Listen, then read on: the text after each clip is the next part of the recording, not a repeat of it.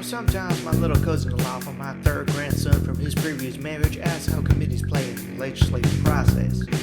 Don't ask me why he's asking a question like that at 3 years old. What's more important is what he's asking. You see, the committee reviews, research, and amends bills, perform investigations, and provide expertise on specific policies. It's sort of like the teachers at your school, all having different expertise on a certain subject. Only difference is most of them are really old.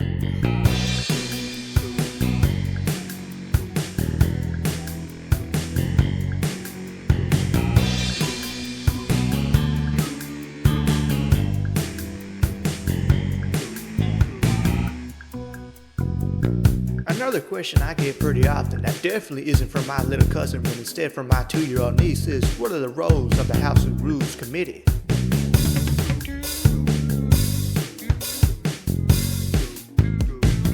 Now besides a question like that coming out what's damn near a baby having a probability list of whatever this percentage is, let's understand what she's asking.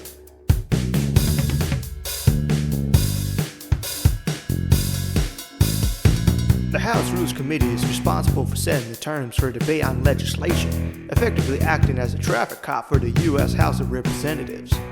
There's some other things that I need to mention, is that there's 2 different types of rules. There's special orders, which basically provides the terms and conditions of debate on measure or matter, considerations of which constitute the bulk of the work of the Rules Committee. Not only that, but there's also original jurisdiction, which represent changes to the standing committees of the House.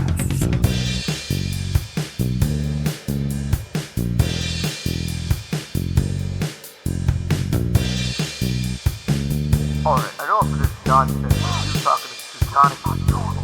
Now it's my turn. Now, it's time to talk about holds and unanimous consent agreements in the Senate.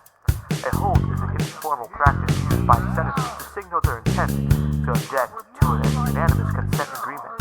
Speaking of which, a unanimous consent agreement is a time-saving tool which structures 4 proceedings. However, all it takes is a single senator to block by objecting. Now this is when it gets serious. When the old fart was talking, you might have noticed something that he was saying that was particularly wasting your time.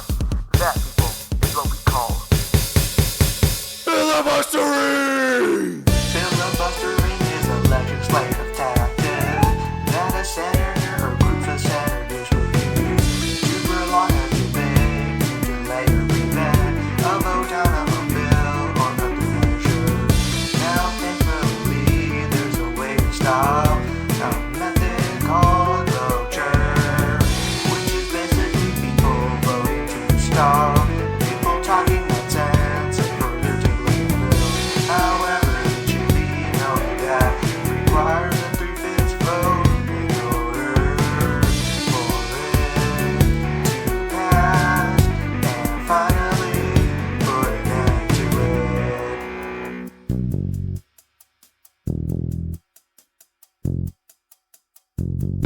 Alright, next up, riders. Now we ain't talking about no bike riders or bus riders or anything like that. No. A rider in legislative terms is a non-germane amendment, a provision added to a bill that is unrelated to the bill's original purpose. It's frequently used to pass controversial legislation by attaching it to a popular or essential bill. Now that being said, it should be understood that it could be used to take down a bill to ensure its defeat. That, kids, is what we call a poison pill. Oh man, what are you doing? No, I didn't look you, man. What did I do? Get my hands on you, I'm gonna take the snot out of your teeth. You're snot,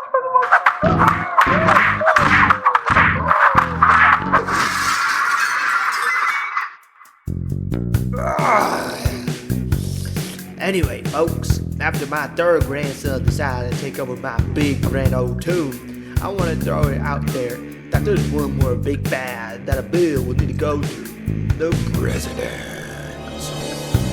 To the bill, a president is this big scary dude with lots of power that judges if a bill is worthy enough to become law. They can easily influence the drafting of bills by proposing ideas, sending draft legislation to Congress, and by threatening to veto bills they disagree with. There are 4 things that a president can do to a bill: sign the bill into law, veto the bill, ignore the bill in 10 days, excluding Sundays, and let it be law, or execute a pocket veto, killing it outright. Some folks back at home said that vetoes can be overridden by Congress to let it pass, but only 7% of vetoes were ever overridden.